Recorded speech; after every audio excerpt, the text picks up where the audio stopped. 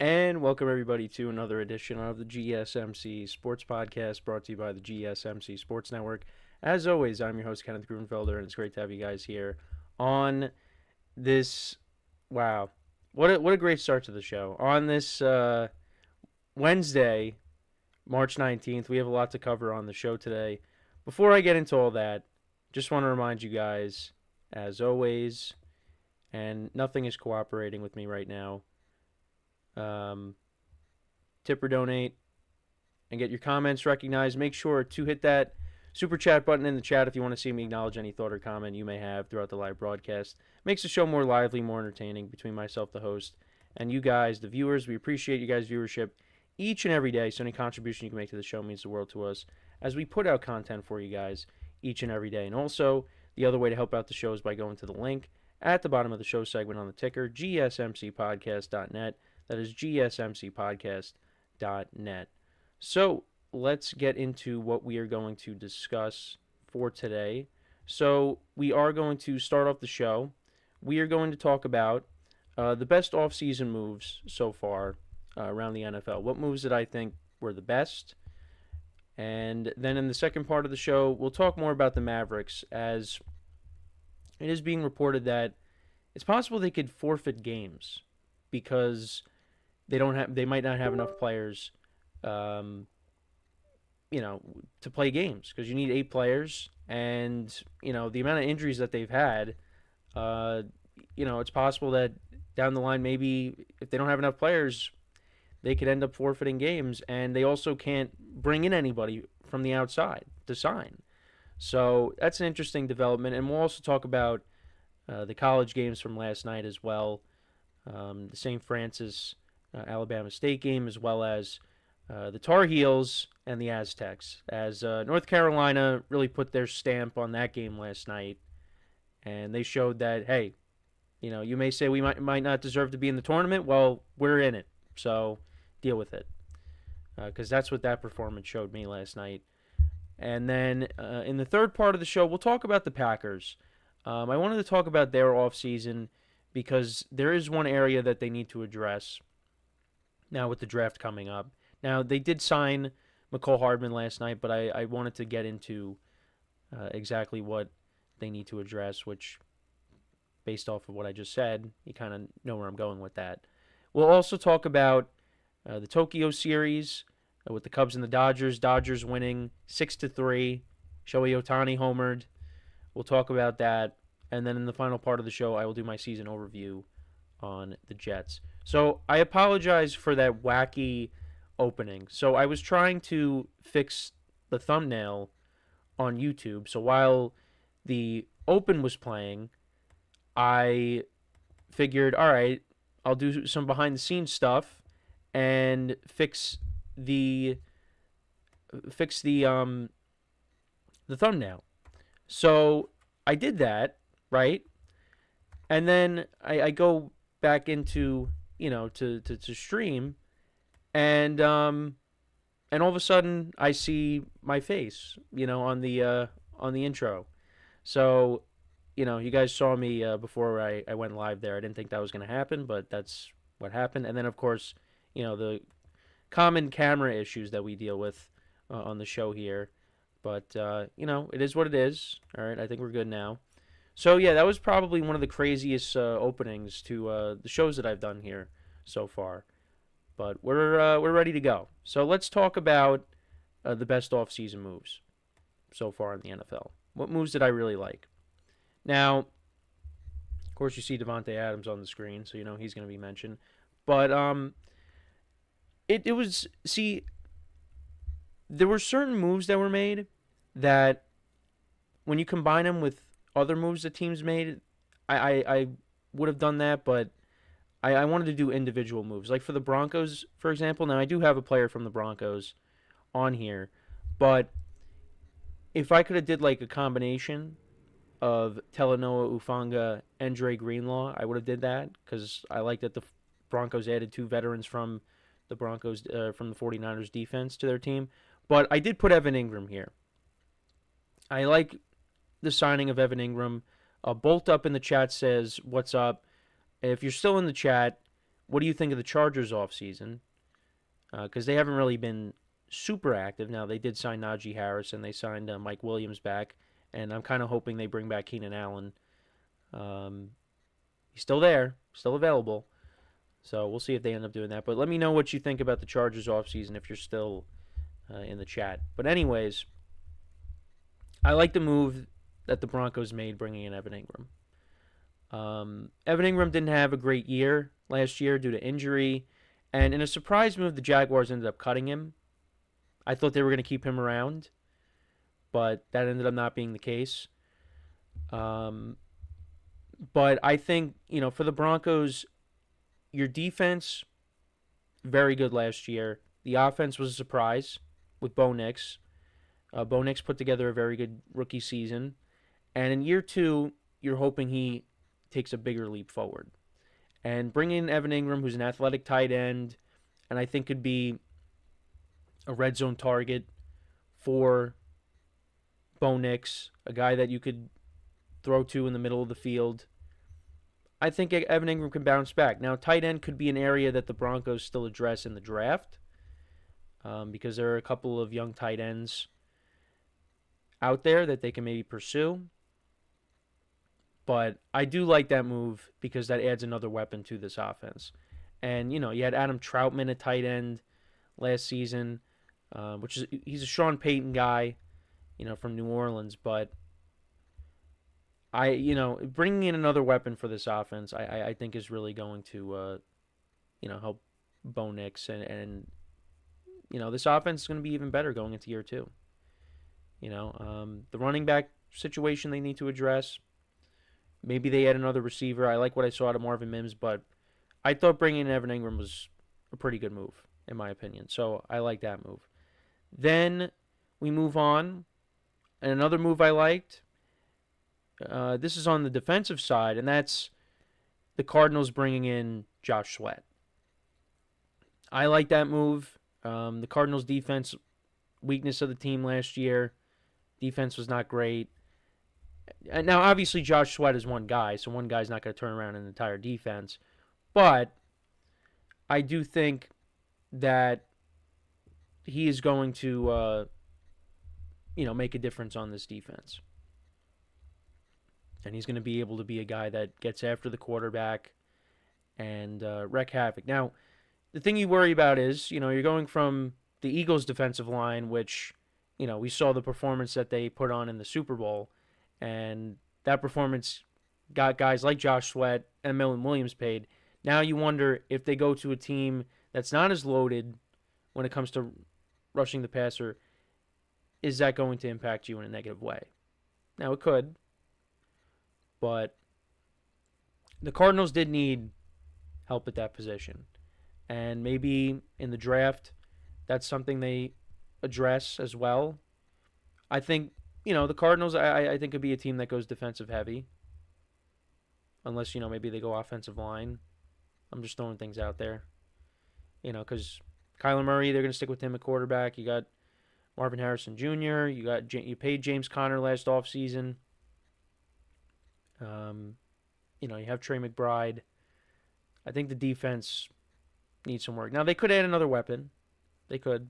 But I think defense could be what they address. They go defensive heavy in their draft. Bolt Up said it was all right. Yeah, I was hoping for them to do a little bit more, but I think you expect Harbaugh to do a lot in the upcoming draft. Like I said, I would like to see them add Keenan Allen. I think that'd be interesting. Bring him and Mike Williams back after letting them go. So yeah, I do like the Josh Sweat signing for the Cardinals. I also put DK Metcalf to the Steelers on my list.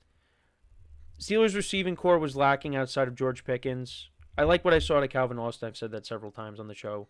But I think adding DK Metcalf to this offense, it makes a difference. Now, there's comparisons between him and George Pickens because they're similar receivers. They're not great route runners, but they're guys that you could throw, if it's Russell Wilson next year, he throws the moon balls to them. But the Steelers needed another threat at wide receiver. Now, They brought in Mike Williams last year at the trade deadline, and they barely used him. He had that touchdown against the Commanders in his first game, and that was, I think, his only catch of the game. And then outside of that, he really did nothing. They needed another threat. And DK Metcalf is 27, right? I think him and George Pickens could be a nice duo. And then, of course, you got Pat Freiermuth over the middle of the field. I think it opens up, the offense for you to an extent. Now, the other thing, too, is who's going to be playing quarterback? Who's going to be playing quarterback for the Steelers? I mean, you got Mason Rudolph. Is Mason Rudolph going in as the Week 1 starter the way things are going right now? Could be. And Steeler fans might actually be happy about that. Because they want the team to not, well, at least, the ones that I interact with. They want the Steelers to be bad so they could pick in the top 5 and get a top quarterback. And next year, the quarterback class is better.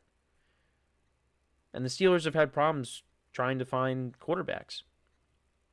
Trying to find the right quarterback since Ben Roethlisberger retired. So, yeah, I like the DK Metcalf move. It's a position that the Steelers needed to address. And, you also have Roman Wilson out of Michigan that really didn't play that much last year. So maybe he factors into the offense more. We'll see. But, you could say the extension that they gave DK, the 5 years, $150 million, that might have been a little too much, but, you're going to overpay.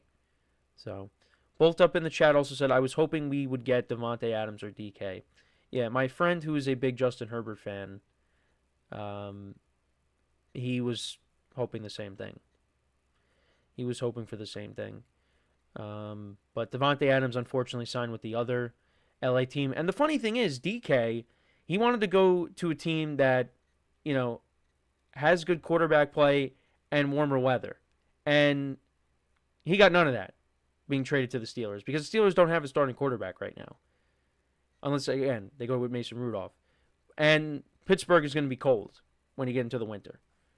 So, yeah, but the Chargers bring back Mike Williams.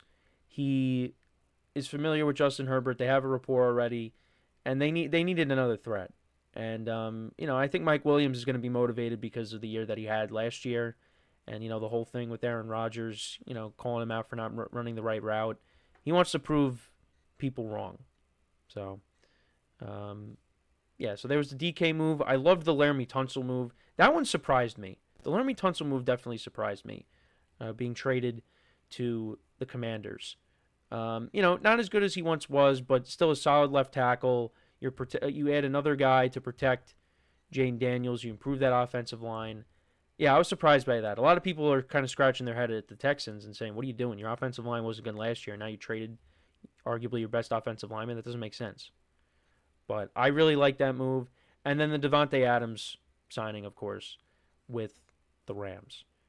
I think Davante Adams still has a ton of gas left in the tank. I think he's going to be better than Cooper Kupp. At least the current version of Cooper Kupp. Davante Adams is going to be a threat in the red zone, and you pair him up with Puka Nacua. It's going to be a lot of fun to watch. The Rams, they're going to be one of the best teams, or one of the more fun teams to watch for the 2025 season. Now when you add Davante Adams into the fold. But those are some of my favorite moves. What was your favorite move of the offseason so far? Let me know in the comments. So we're going to take our first break of the show, and then when we come back, we'll talk some basketball. We'll talk about the Mavericks because it's possible they could forfeit games, and we'll explain why. And then we will also talk a little bit about the games from last night in college basketball, and we'll take a look at the matchups for tonight. And tomorrow, that's when it all really starts.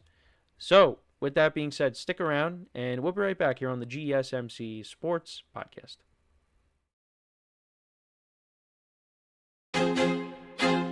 I feel like I'm losing my mind. Is everybody in the world blind? Please, Lord, give me a sign, a sign. I feel like I'm losing my mind. Is everybody in the world blind? Please, Lord, give me a sign, a sign. I wanna wanna be the greatest. Everybody on the fake shit. I look around and feel like everybody is the fakest. I make this every day and I'm impatient, hoping one day I blow up from the basement. Statement, the top is so vacant. I don't hear shit that I think is amazing. Waiting for my day when I'm playing sold out shows for 1,000 faces. Hey, give me that crown, get in my way and to be put down. It ain't your place, all this my town. If I want that shit, then I'll get it right now.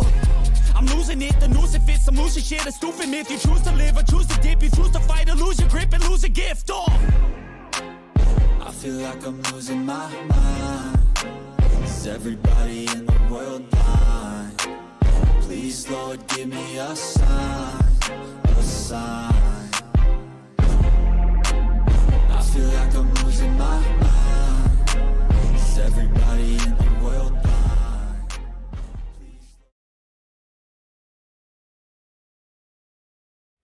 All right, and we are back here on the GSMC Sports Podcast. And for the second part of the show, we're going to talk more about the Mavericks, as well as talking about the college basketball games from last night that got us started with the March Madness tournament.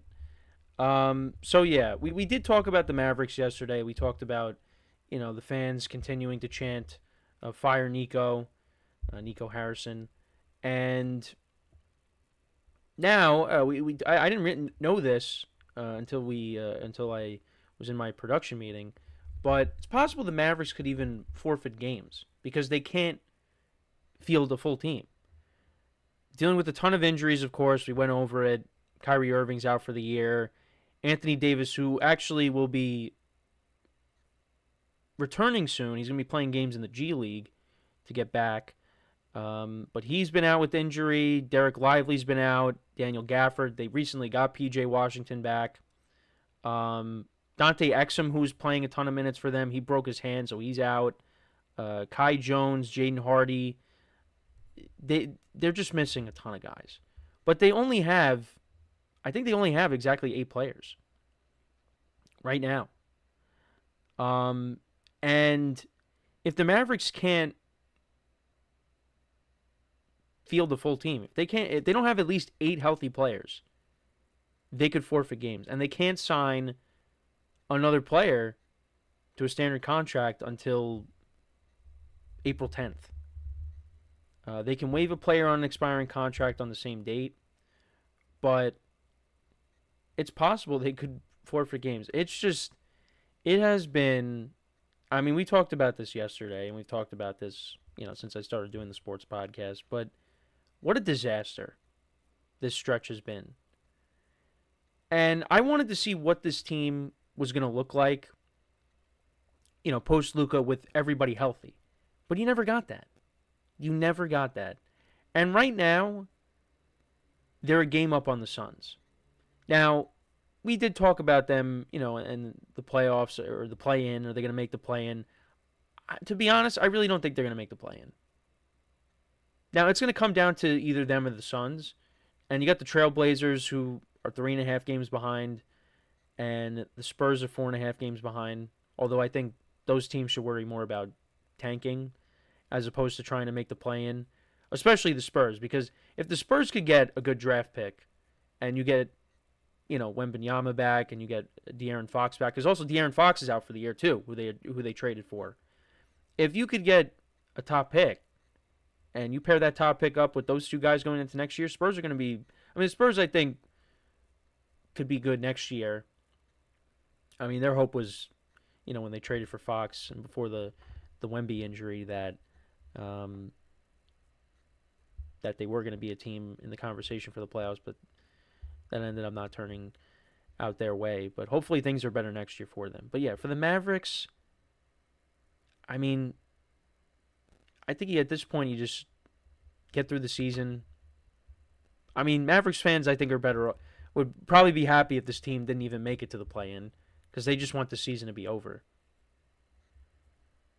But yeah, it's just I don't think they're gonna make it. I think the Suns, with everything that's been going on with the Phoenix Suns and how they've been a massive disappointment, I feel like they're gonna find their way to sneak in over the Mavericks, because the Mavericks just have too many injuries.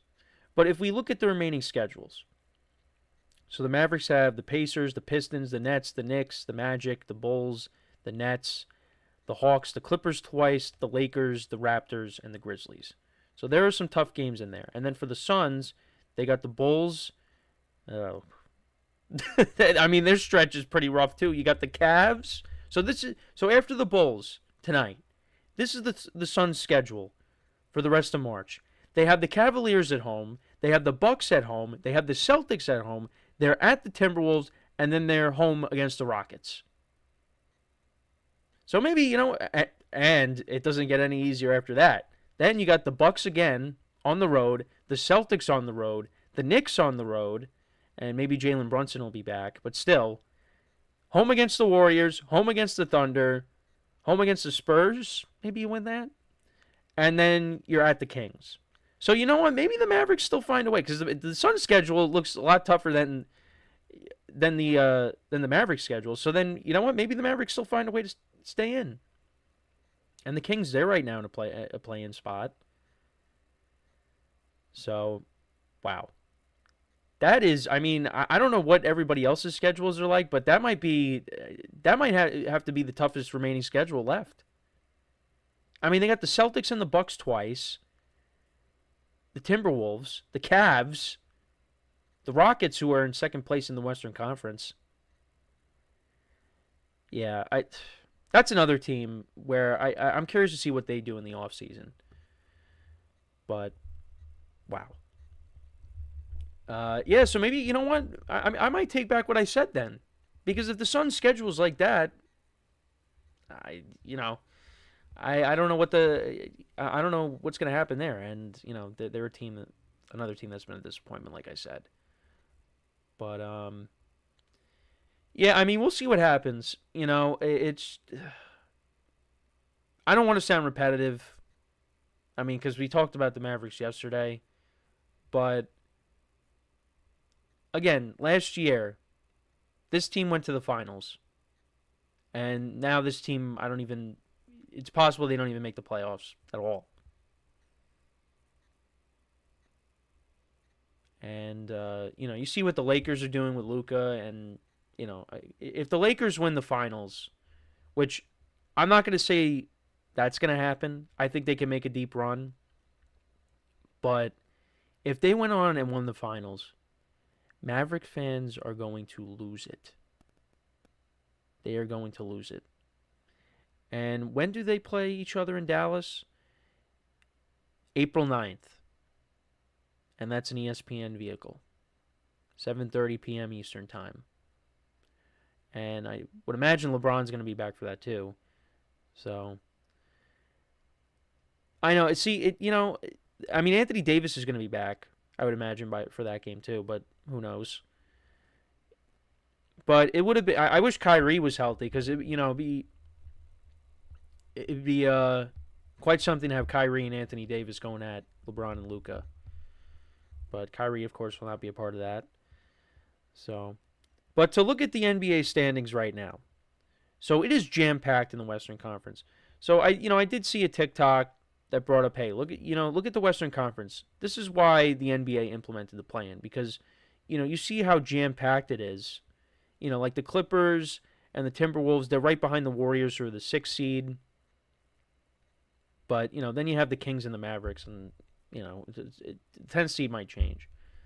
But, you look at the seeds 2 through 6. I mean, the Warriors are 3.5 games back of the Grizzlies and the Lakers. Lakers could slide down to the 5. The Nuggets and the Rockets are both tied for the 2 seed. And the Lakers and the Grizzlies are 1 game back of them. So it's really jam-packed there. But then you look over at the Eastern Conference, right? And all these teams, they don't deserve to make it. You got the Heat and the Bulls, who are both 10 games under 500, and they're going to make the play-in. Every team right now in the play-in has a losing record. The Hawks are 33-36, the Magic are 32-37, and then you got the Bulls and the Heat. And then that's why people are saying you got to get rid of the play-in. But, even without the play-in, you would still have teams with a losing record. So, but yeah, we are nearing the end of the NBA season. Only a few more weeks. But I did want to talk about the games from last night. So the first game was entertaining. First game was close between St. Francis and Alabama State. Alabama State won 70-68 off of a Hail Mary pass towards the end. And I give St. Francis credit because they were a team that had a losing record in this. So, if your team has a losing record and you win your conference tournament,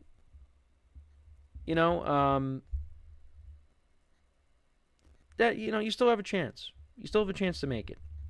Yeah, because they ended up finishing in 4th place, but, because they, won their conference tournament, they had a chance to make the dance. Now, they fell a little bit short, but, yeah, the final play, or the second to last play, I don't know how St. Francis screwed this up, but it was a Hail Mary pass, and Amar Knox was able to score the layup on that. There was 1 second left, and they ended up winning by 2 points.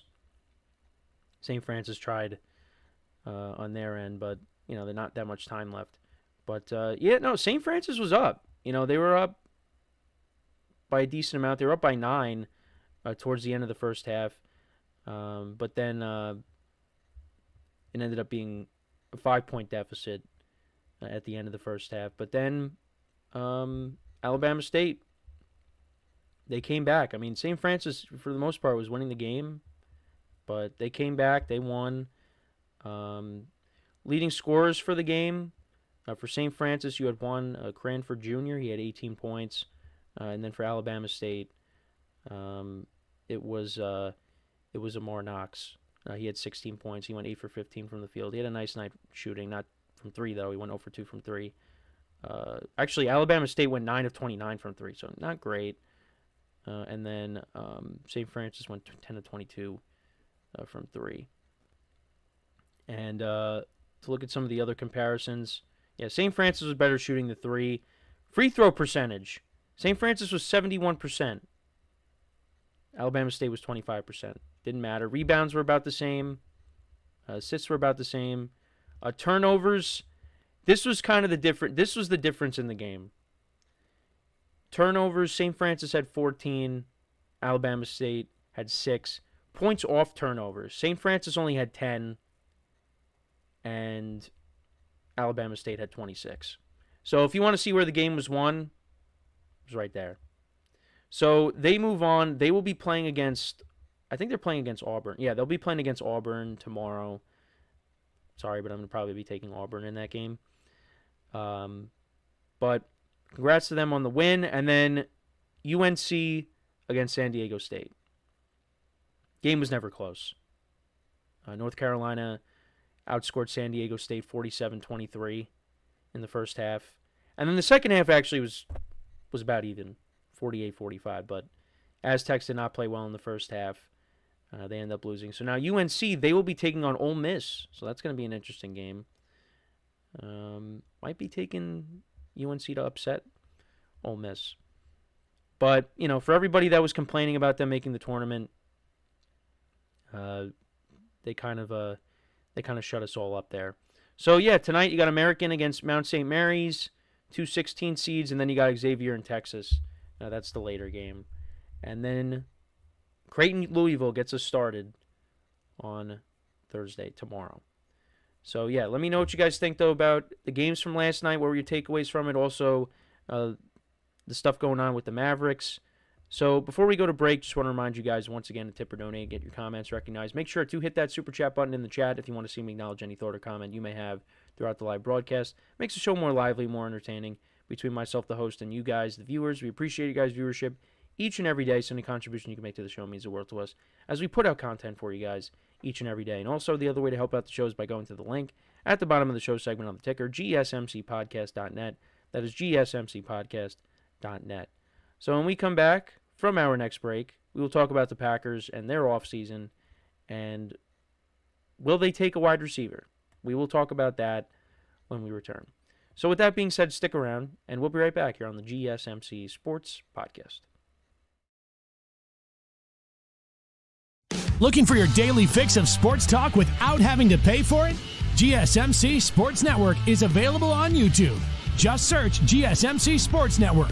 Get your fix of daily sports talk shows on YouTube, absolutely free. NFL, college football, NBA, MLB, MMA, UFC, fantasy football, and so much more. GSMC Sports Network has shows running all day long, with new sports shows starting every 2 hours. Just like on your favorite cable sports channel, except GSMC Sports Network is absolutely free. Just search GSMC Sports Network on YouTube to catch one of your new favorite shows, like the GSMC College Football Podcast, Chip Shot Football Podcast, Hoops and Heels Women's Sports Podcast, GSMC Basketball Podcast, and so many more. Check it out for yourself. GSMC Sports Network, now available on YouTube absolutely free. Search GSMC Sports Network on YouTube right now.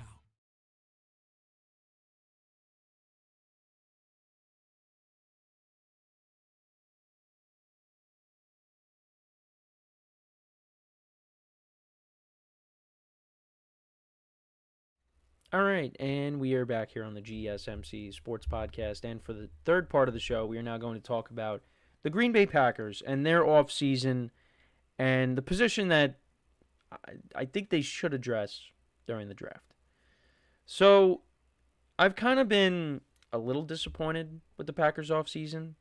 I think many others can say the same, because when I was looking at how people graded the Packers offseason, the grades were not very high. They did bring in an offensive lineman over from the 49ers, Aaron Banks. I believe, yes, Aaron Banks for a 4-year, $77 million deal. Is a lot of money. And then they also brought in Nate Hobbs over from the Raiders on a 4-year, $48 million deal. He has missed 16 games in the last 3 seasons, but they did lose Eric Stokes, so they bring him in. So they kind of did a trade where Stokes went to the Raiders, and I think Stokes went to the Raiders, and then they got Hobbs.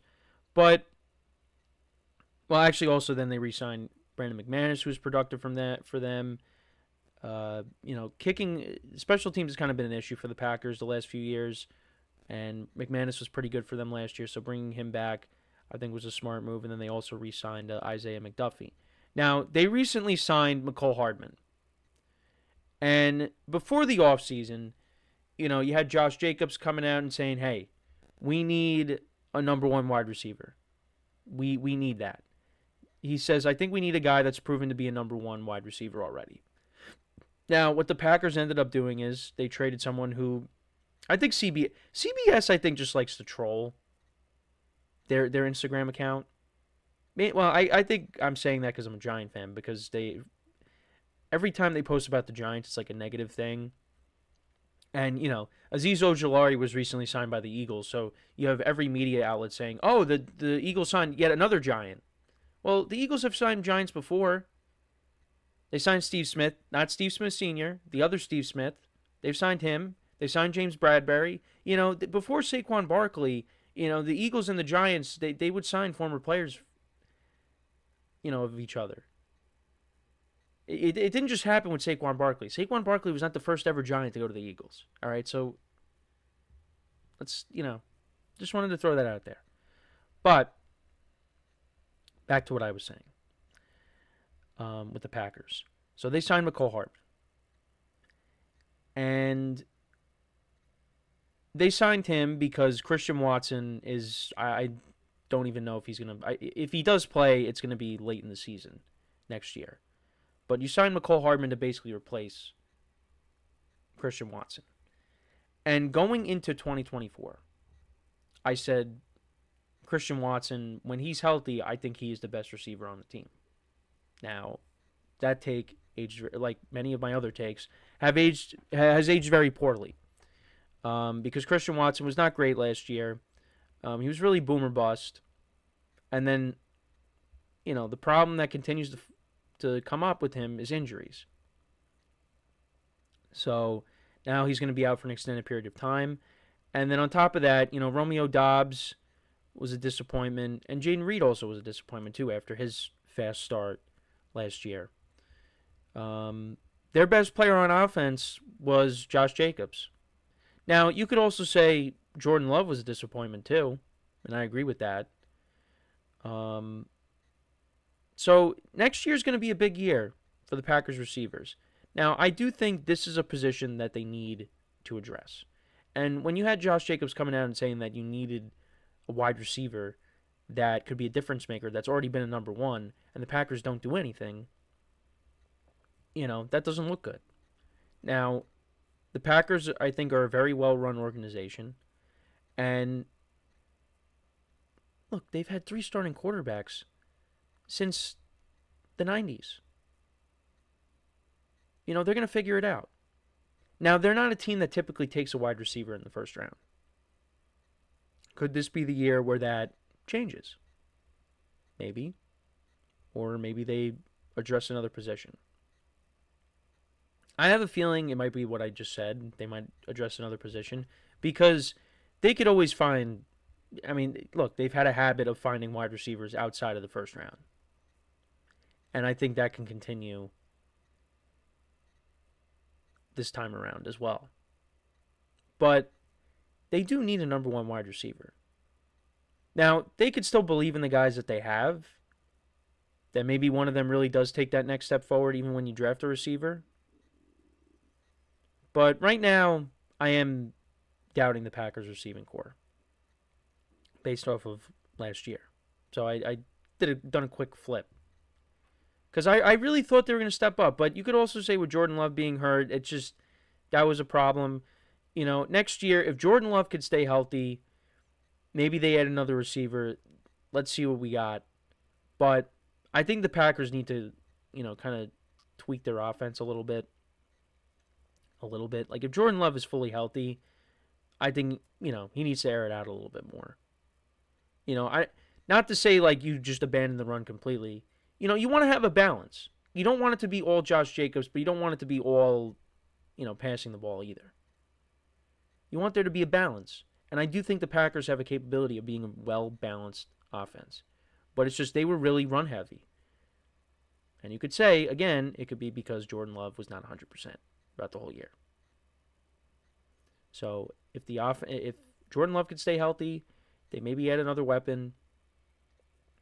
The Packers, look, they're going to be a good team next year too. They won 11 games. The division's going to be tougher. And that last game of the season definitely left a bad taste in their mouths. Losing to the Bears. But they need to figure it out, and I think they will. But this is a big year. Because Jordan Love had such a great finish to the season in 2023, the regular season, and then into the postseason, played well against the Cowboys. They had a chance to beat the Niners, but he threw that pick at the end after they had a big lead. Although, if Carlson makes that field goal, maybe we're having a different conversation. But he needs to go out there and have a big year. Got paid a lot of money, and he got hurt, so I give him the benefit of the doubt there. And I think he'll be motivated. I think that the Packers are going to be motivated too, because as much as they had a good season, and we said they had won 11 games, they're a good team. But you look at the teams that they lost to. Those are the best teams in the end. Well, the Eagles are included in that. But I was looking at thinking of the teams in their division. But you lost to the Eagles twice, Lions twice, and the Vikings twice. And those teams are not going anywhere. So you got to go out there and show that you could beat those teams. So, and my dog agrees with that, with her barking. So, I knew that was going to happen at least once. But, so we'll see what the Packers end up doing, because they have they're picking in the 20s. So they have, right now they currently have, and that's, I can't spell, type putting in Tankathon. So the Packers currently have the 23rd overall pick. And with the mock draft on Tankathon, they have them taking a corner. Jahdae Barron from Texas. And then in the second round, they got them taking an edge rusher. Third round, they got them taking an offensive lineman. All right, so there is no receiver in sight. But I don't know. I feel like that position at some point needs to be addressed. I think you need another receiver in there. Because McCole Hardman, I mean, look, I get it. But, I think you need to add someone else there. Unless they really and, Romeo Doubs unfortunately had concussion issues. So, I mean, unless one of these guys takes a big step forward, if they really are banking on that, I think that's a position they do need to address. So we'll see. We'll see what happens. But let me know what you guys think, though, about the Packers offseason. How would you grade it?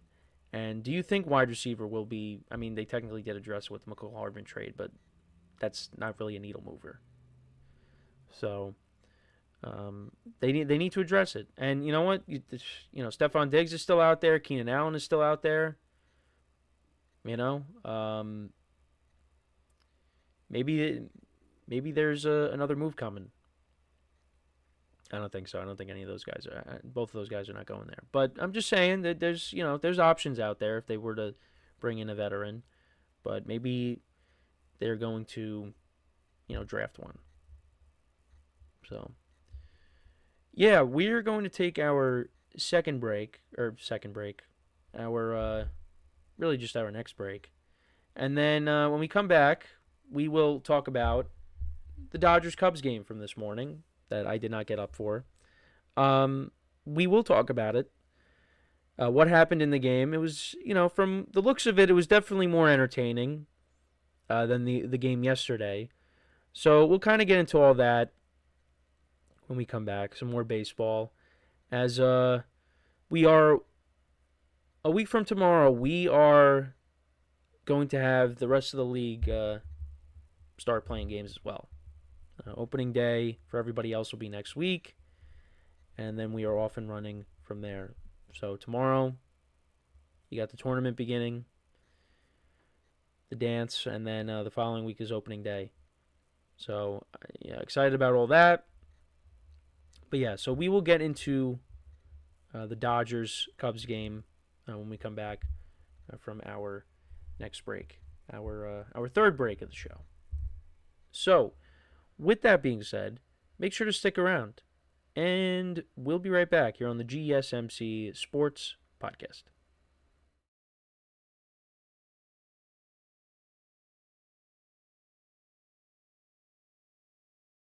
For the best and latest podcasts available anywhere, go to the podcast app on your cell phone and type in GSMC to access free content-rich podcasts on health and wellness, book reviews, sports, entertainment, relationships, social media, movies, technology, finance, and even weird news. Subscribe and download the GSMC Podcast Network's family of shows, available everywhere podcasts are found.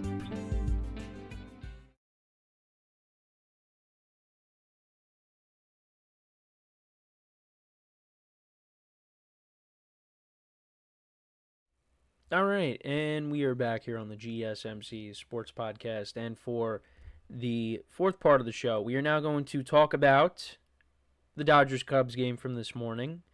We will talk about Roki Sasaki's debut, how he performed. Dodgers ended up winning 6-3. You had a few home runs in this game, all by the Dodgers. Tommy Edman, who was a trade acquisition from last year, he homered. You also had Kike Hernandez hitting a 2-run homer as well, and then Shohei Ohtani hit a home run. And all the runs were scored in the first 5 innings. So, actually, Kike Hernandez got things started off with a sacrifice fly. Actually, no. There was a wild pitch. That led to Will Smith scoring, and then Kike Hernandez was able to drive in Max Muncy on a sac fly. Tommy Edman homered. Then Kike Hernandez hit a 2-run homer in the top of the 4th, and then Ohtani hit a home run in the top of the 5th. Then as for the Cubs, Roki Sasaki walked in a run Walked Kyle Tucker. That scored John Birdie. That made it 3-1. Ian Happ had a single that scored Carson Kelly. That made it 5-2. And then, after the Ohtani home run, Dansby Swanson doubled. That made it 6-3, and that was the final score of the game. So Roki Sasaki. So only pitched 3 innings. Gave up 1 hit. 1 earned run. 5 walks, though, in the game. So, he did flash some brilliance, but also got himself into some trouble. Like I said, with the 5 walks, he ended up finishing with 56 pitches. They got him out of there. Dodgers have a deep bullpen. Bullpen did give up a couple of runs. Luis Garcia gave up a run, and then also Jack Dwyer gave up a run. But Landon Knack, 3 strikeouts, pitched 2 innings. Kirby Yates, his first game as a Dodger, 2 strikeouts. Gave up a hit. And then to close out the game was Alex Vesia. So he came in, the left-handed pitcher. He came in, walked a guy, gave up a hit, struck out 1, but didn't give up any runs. And the Dodgers improve to 2-0 on the season. So now they go back to playing spring training games. Look, it's only 2 games, but again, Dodgers are a very deep team, and and they were missing 2 of their best players in this game, so they're not 100% yet. So now you get them back, and then we really get to see what this team can do. And then on the Cubs side, I think the player that had the best game was John Birdie. He had a stolen base in the game, had 3 hits. Probably their top performer. Kyle Tucker did record a hit in this game. Seiya Suzuki struck out 3 times. As for Justin Steele, rough outing for him. Only got through the 4th inning. Gave up 5 hits, 5 runs. All of them were earned. 1 walk. Did have 5 strikeouts, but did give up a couple of home runs. Cubs bullpen did do a nice job. Pearson was the only one that gave up a run. Nate Pearson had a couple of strikeouts, but did give up a run. But everybody else didn't give up any runs. Ryan Presley did walk 3 guys. Actually, the bullpen walked 6 guys, but again, didn't lead to any runs. So, yeah, I mean, if you're a Cubs fan, you're hoping for at least a split, but Dodgers sweep the series. And, next week, Dodgers actually will be going up against Tarek Skubal. So I'm actually really intrigued by that matchup. Very good pitcher against a very good lineup. How is that going to go? And the Tigers, I think, could be a decent team this year. And then as for the Cubs, they will be in Arizona next week. They will be taking on the Diamondbacks. But we do have most of the pitching matchups are finalized for next week. There's still some teams that have not listed a starter yet. The Guardians don't have one, at least looking on MLB.com. I don't know if it's different on other sites, but the Cubs and the Diamondbacks don't have starters listed. The Dodgers don't have a starter listed. But everybody else, pretty much, matchups are finalized. So we'll get into all that next week. And obviously, like I said, we're going to, do predictions in some capacity next week on who I think is going to win, divisions, maybe World Series prediction. I don't know if World Series prediction is going to be tough on the American League side, because I'll say right now I'm penciling in the Dodgers to go back to the World Series. I just think they're too deep of a team, and I just think they're going to find their way back in. Now, could they get knocked off? Sure. But the American League, I think, is the tougher one to decide, because to be honest, being a little biased, but I was maybe thinking of putting the Yankees back in, but because of all the injuries, I don't even know if they're going to win their own division now with all the injuries. So, and especially now with Garrett Cole being out for the year, like, I don't think they're getting all the way to the World Series without Garrett Cole. Like, I just don't think that's happening. So I don't know who that team is going to be. I'm really going to have to think about this one over the next week. But I do have the Dodgers making it. And, they're already at 2 wins to start off the year. They're going to win 100-plus games. Like, they just are. If the team stays healthy, they're winning 100-plus games. And, could they, could it be a possibility that they break the single season? I was thinking about this. Could they break the single season win record? Could they do that?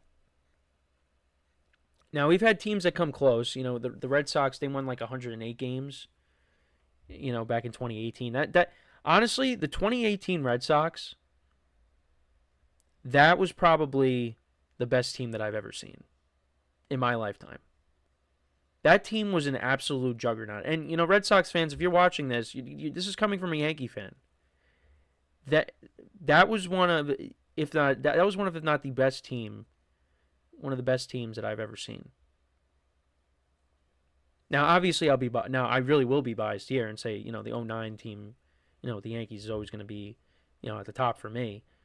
But 2018 Red Sox, that team, I mean, it was an offensive juggernaut. So, yeah, the MLB season win record. Actually, it's held by both the Cubs, the 1906 Cubs, and the 2001 Mariners. 116. Could the Dodgers get to 116? I mean, if they stay healthy, I think it's definitely a possibility. But, injuries could come around. I mean, look, they dealt with a lot of injuries to their pitching staff last year. I mean, look, they're not going to be a team that goes 162-0. It's not happening. But they will. I think they could come close to that. I think they could get to 108, like the Red Sox did. But, it's tough. It's going to be very tough to do. But I think they have the team to do it. They got 3 MVPs in their lineup. And I do think, look, Sasaki, was rough today, but hey, Yamamoto was rough last year in his debut, and look at how that turned out. He's going to figure it out, you would imagine. And, Ohtani's going to be pitching at some point. And they're going to go to a 6-man rotation. And their bullpen is lights out. Their bullpen is really good, and they brought in, Kirby Yates and Tanner Scott to go along with it. So, they're loaded from top to bottom. They got a lot of depth on their team. They got one of the best farm systems in the league. So, let's see how many wins they get. Let's see how many wins. But I don't want to rush the season. I want to enjoy this year because it will go very fast. Once we get to like the summer, then that's when it really starts to, once we get to the All-Star break, then you're like, oh no, it's the second half now. And then all of a sudden the season's over. But, depending on what my team does this year, if they perform poorly, I'm going to say, yep, let's get the football season. I'm done here. I'm done. But I don't think that's going to be the case. I think at least, the Yankees, I think will have a good year, but I'm not expecting a year like last year. Although I've been very impressed with what I've seen from some of the young players, and Cody Bellinger's had a good spring. But Aaron Judge has not had a good spring. But did hit the ball well yesterday, had a double in the gap, and then Bellinger drove him in. So hopefully we see a lot of that. But yeah, we'll see. But the Dodgers, they get us started off with the 2 wins against the Cubs. Again, it's only 2 games, but I mean we all know the Dodgers are going to be very good. The Cubs, that's a team I want to see. How does this team do over the course of the whole season now? Do they win the Central, or do they just miss out on the playoffs? Are they a wild card team? What is this Cubs team? What are they? Justin Steele was not great.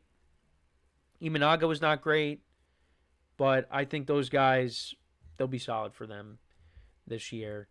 And Kyle Tucker, could he be someone that, if the Cubs are out of it, at the trade deadline, could he be moved? But I don't know. The Central is not a great division. So, the Cubs could, find themselves in it. But yeah, it's only 2 games, but we know the Dodgers are very good. So, but next time they do something like this, can it be somewhere where I don't have to get up at 6:00 in the morning to watch? Could it be maybe in the afternoon?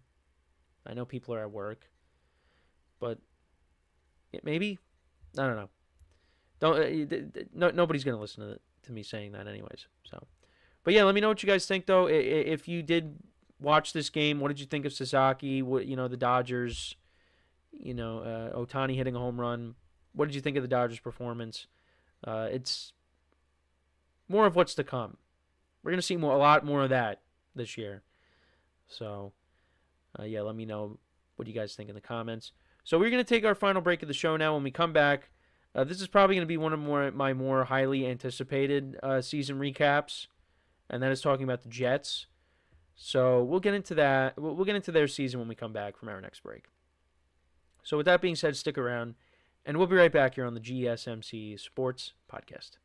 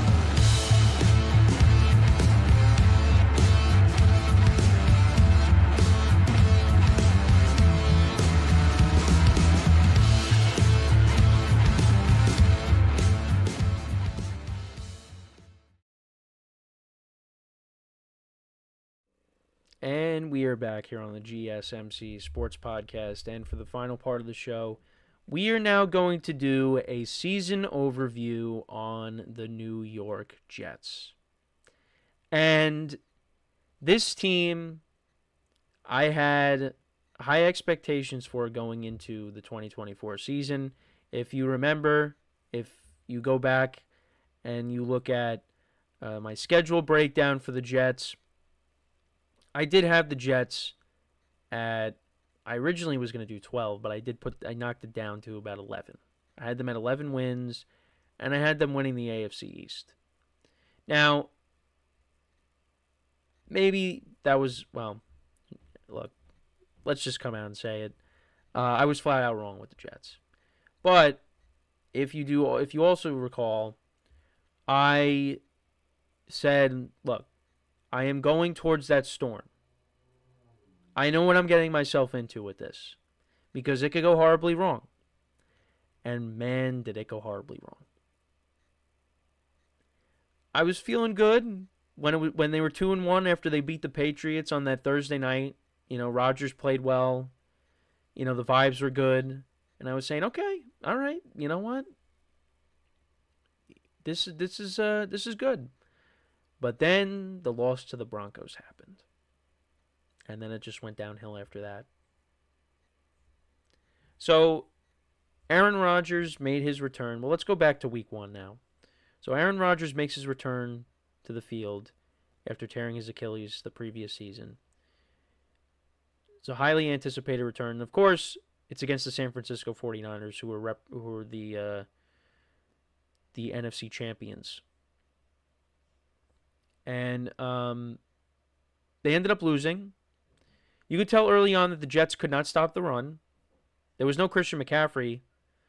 And Jordan Mason, he ran the ball well for the Niners, who's now a member of the the Vikings.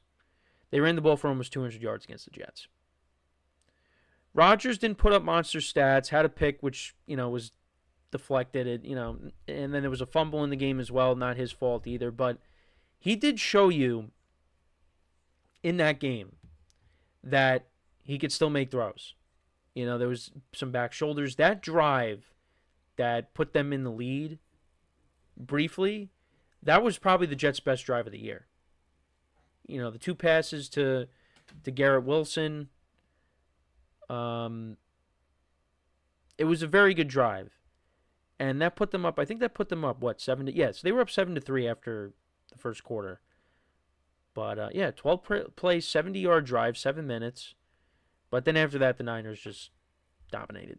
And they ended up losing 32-19. Rodgers did get a touchdown pass to Lazard on a free play. So, they started off 0-1.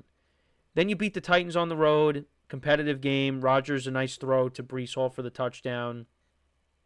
The Jets benefited from Will Levis turning the ball over. But, the Jets were able to get the win, 24-17. And then they just dominated against the Patriots on Thursday night. Rodgers had 281 yards passing, 2 touchdowns, no interceptions.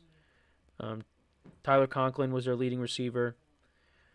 But they were 2-1. So like I said, the vibes were good. And then the Broncos game happened. Messy game. Some of my family was there, family members were there, cousins were there, and they had to sit through that. And the Broncos, they got the win, 10-9. Special teams was not great in this game either. Greg Zuerlein went 3 for 4 on field goals. Did miss one that, if he makes that, the Jets win. But Rodgers got hurt in this game, and that's when, things started to change. Because then they played the Vikings over the seas. Rodgers had 3 interceptions. Jets had a chance to win at the end, but Rodgers threw a pick there. They end up losing 23-17. Then Robert Saleh gets fired, gets let go. And Jeff Ulbrich then gets promoted to being the head coach. And the Jets lose a close game. Rodgers throws a Hail Mary in that game, but they end up losing. They had an opportunity to win that game. But also, Greg Zuerlein was not great. 2 for 4 on field goals. You make those, the Jets win. So another one-score game that the Jets end up losing. Then, guess what happens? Davante Adams gets traded to the Jets. He surprises them on the Pat McAfee show when Rodgers makes his weekly appearance. And it was like, I'm seeing all these TikToks, and I'm like, wow, Rodgers and Davante Adams are playing together. This is going to be great, hopefully. And, hey, the Jets are up 15-6 against the Steelers, and then they did not score again. The Steelers ended up scoring 31 unanswered points. Russell Wilson, his first start as the Steelers quarterback, he comes in there. He's throwing the moon balls. The Jets have no answers. Rodgers, he had a couple of picks. One of them, when I was watching the game live, I was like, how did that get intercepted? Because I didn't see that the ball got deflected. It deflected off of Garrett Wilson, who was wide open. It gets picked off. And, the Steelers just never looked back. So that was ugly. Breece Hall actually ended up being their leading receiver in the game. He had 6 receptions for 103 yards. So they end up losing that game. Then you play against the Patriots. So, okay, you're 2-5. This is a get-right game for you, right? Drake May gets hurt in the beginning after, the Patriots go right down the field on their first drive, I think, of the game, and they scored a touchdown. Or one of the first drives of the game. But he ends up getting hurt. So Jacoby Brissett comes in. Okay, Jets beat Jacoby Brissett before. They could do it again. But the Jets, they struggled in this game. This game went back and forth. Jets go up 22-17, so the offense puts them ahead. They don't get the 2, and then the defense proceeds to let the Patriots go right down the field and score a touchdown to win the game, and the Jets fall to 2-6 on the season. I remember I was at the Browns-Ravens game when Jameis Winston, came in, but started the game and won it. The Browns won. That was a great day of football. That was a great weekend for football for me. That was a fun trip to Ohio. But they ended up losing that game. So they go to 2-6. And just being there at the Browns game, and my friends who are Jet fans saying the Jets lost, I'm like, I can't believe that this happened. But then we go to the Texans game they played. Now, they beat the Texans in 2023 with Zach Wilson, and they did it again. Now, the Texans were without Stephon Diggs, and they were also without Nico Collins. But yeah, Rodgers, 3 touchdowns in the game. The Jets were really bad in the first half. They got shut out in the first half, but 3 touchdowns. Garrett Wilson had the play of the year, the one-handed catch. And he also had another, or actually, I think he had a couple of one-handed catches. The second one was obviously the better of the two, and he was able to stay in bounds. And then you had Devontae Adams scoring a touchdown as well. So now the Jets are 3-6. Okay, let's see what happens against the Cardinals. 31-6 happened. Nothing went right in that game. And then, Sauce Gardner, that play where he's tackling Trey McBride and he's not able to wrap him up, and McBride breaks away, and then Sauce Gardner is tweeting things out. Nobody was happy with that play. So yeah, Jets lose that. They go to 3-7. They lose to the Colts 28-27.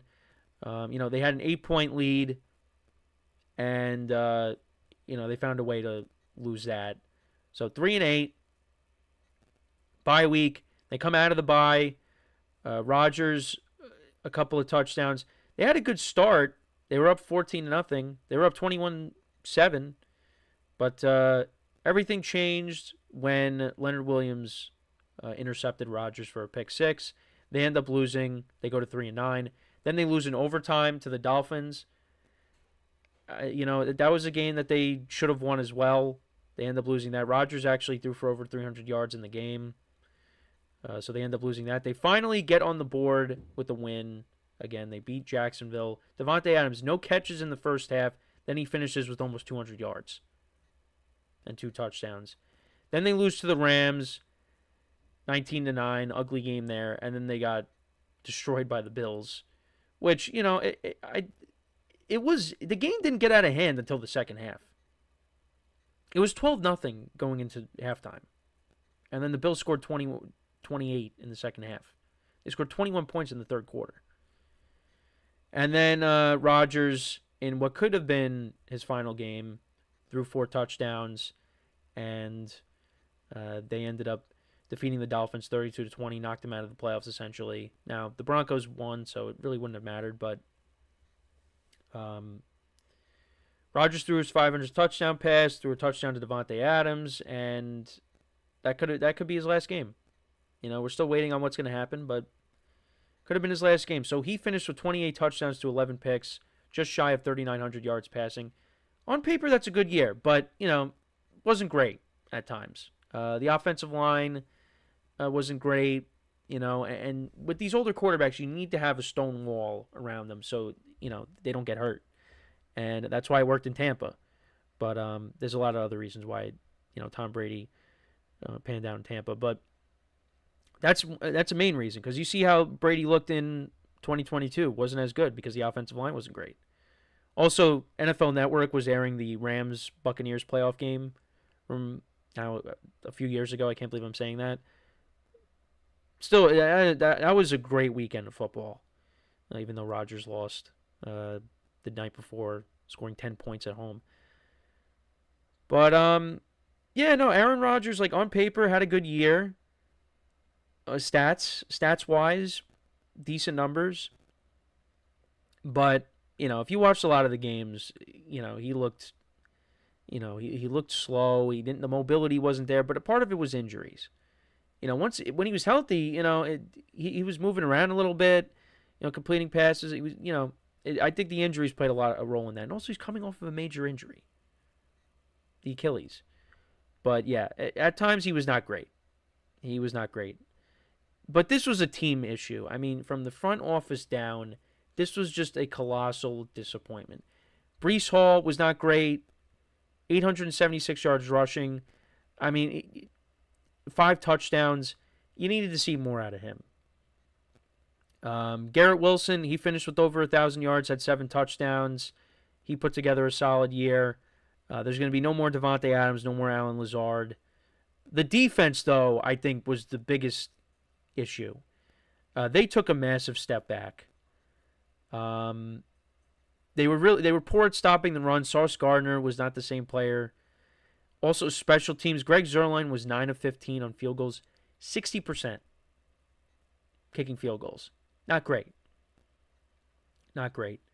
The Jets went through like several different kickers. You had Riley Patterson, Greg Joseph, Spencer Schrader, Anders Carlson. You know, and it was like the complete reverse of the previous year because Greg Zolang was solid, but then, you know, they bring him back and he was not the same. But yeah, so the Jets got a whole new regime in there. Aaron Glenn, we'll see what he's like as a head coach, but Rodgers obviously is now a free agent. We'll see where he ends up going if he continues to play. Justin Fields will now be the quarterback going forward for the Jets. And, you know, let's see what happens. I mean, it can't be any worse, right? But yeah, just the amount of hype that was around this team and how it ended up playing out, it's going to be one of the greatest failures in sports history. Because when the Jets brought over Aaron Rodgers, you know, they thought he was going to be the missing piece. And I think 2023 was the year. Because the defense, you know, won games on their own. The defense did lose some pieces. You know, and that kind of led to... And, you know, also, I didn't even mention Hassan Reddick, what happened there. But I learned a lot more about the Jets' ownership because of all the stuff that was coming out with Woody Johnson. It's just, I mean, Woody Johnson wanted Aaron Rodgers benched after they lost to Denver. And then, listen, I was okay with them firing Saleh, but then they replaced him with Jeff Ulbrich, and Jeff Ulbrich was in over his head with that. It basically would have been the equivalent to if I was the head coach of the Jets. I would have no idea what I'm doing. You know, at least, you know, Ulbrich could have stayed with the defense. He could have did something. I don't know. It's just, it was a mess. And look, I hope Rodgers continues to play. We'll see if that ends up happening with the Jets. I mean, I did like the Fields move a lot. Probably should have mentioned it in the first, at the top of the show, but I didn't. So, you know, we'll see what happens in 2025. But, yeah, Jets are going to look different. But, yeah, let me know what you guys think, though, about the Jets' 2024 season. What were your thoughts on that? Completely wrong about them. I'll own it. I knew that was going to... I mean, I knew what I was getting myself into. The Bills still own that division, and until someone knocks them off, that's who is going to be penciled in as the division winner from here. So, yeah, that's pretty much it for the show for today. Interesting way to start off with the technical issues. I apologize for that, but, you know, we're all good. It happens. So, appreciate you guys tuning in. Make sure to check out all the other shows as well on the network. Make sure to leave a like and comment on the videos. Subscribe to our YouTube channels. And until next time, I'm Kenneth Grunfelder signing off from the GSMC Sports Podcast brought to you by the GSMC Sports Network. Have a good day, and I will talk to you guys tomorrow. Take care.